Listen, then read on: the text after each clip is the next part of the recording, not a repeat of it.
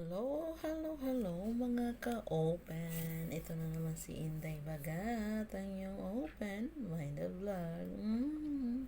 And for today's video, ang pag-uusapan natin ay tungkol sa, nagtanong kasi siya sa akin na, Inday, totoo ba na pag nalaygit daw ang isang babae ay mahilig na to sa tinatawag nating pangangalabit kay Mister?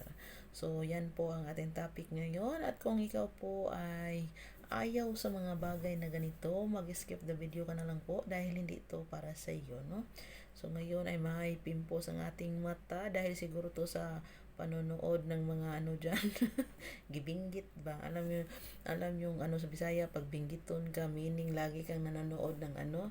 So, balik tayo sa ating usapan. Based po sa aking experience ha, kasi po ako po ay ligated na po, no? Kasi nagtanong ito sa Dudong kasi umpisa daw na nalaygit yung asawa niya ay palagi na daw itong nangangalabit at napapagod na po siya napahintuin ang kanyang asawa, no?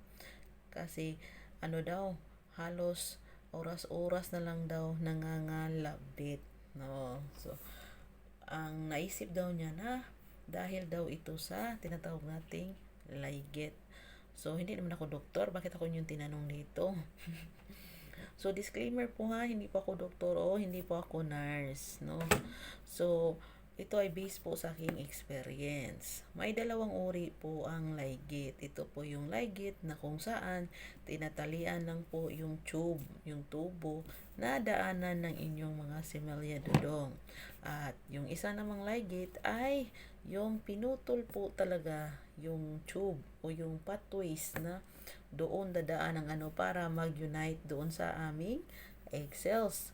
So, yan po ang dalawang uri ng tinatawag nating liget, no? Mga ganyan. So, correct me if I'm wrong, kaya hindi naman talaga ako pang doctor o pang nurse. Based lang po to sa aking nalalaman. No? So, wag ka pong mag-strong dyan. Pwede naman, accept naman tayo dito kung mali tayo. So, paki-comment kung totoo ba yung sinabi ko o hindi, o wrong ba yun. So, ang sa akin naman po, ang ginawa po sa akin ay kinat po talaga yung tubal ligation po talaga ang ginawa sa akin. Yung kinat po talaga yung pathways, yung daanan ninyo, no?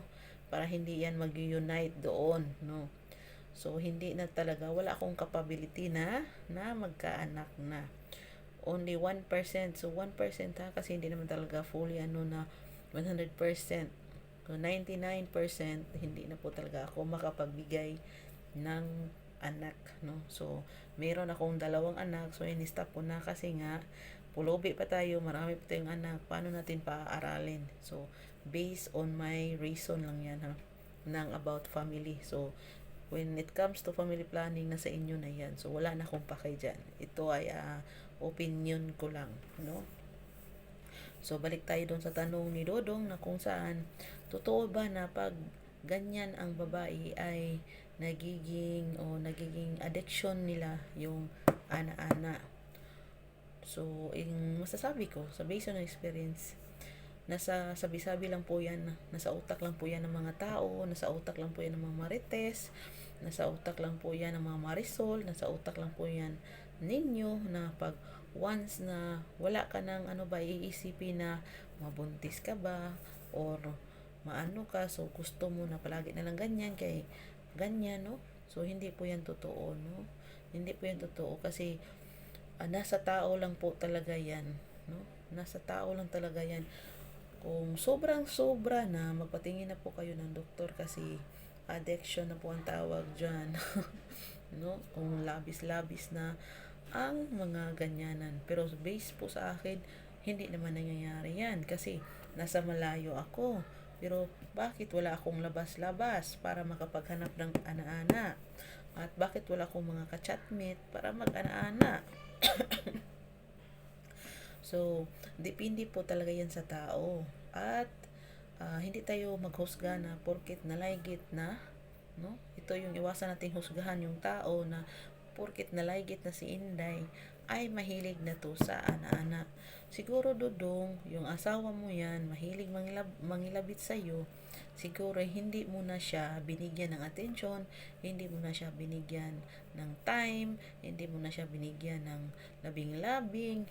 Of course, mangangalabit kaysa naman sa iba mangangalabit. So, be happy dudong kung nanonood ka sa video na to. Be happy na sa'yo nangangalabit ang misis mo at hindi sa iba nangangalabit.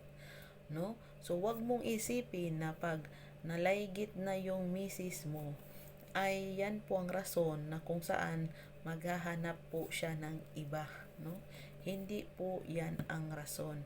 Bago natin husgahan yung mga misis natin na pinalaygit natin, kasi 'di ba desisyon nyo yan na magigagit o hindi. Hindi po yan pwede ilaygit sa doktor kung walang pirmado sa asawa ninyo na diretso na lang maglaygit-laygit. Hindi po. So, desisyon nyo po yan. So, kayong dalawa po ay panindigan ninyo. Hindi yung porket laygit, wala ka ng trust doon sa asawa mo. Number one po yan yung trust, pagtitiwala. Lalo na nasa malayo ka. So, ang isipin mo doon na, agoy, nalaygit yung asawa ko, maghahanap yung iba, magkiring-king-king yun doon.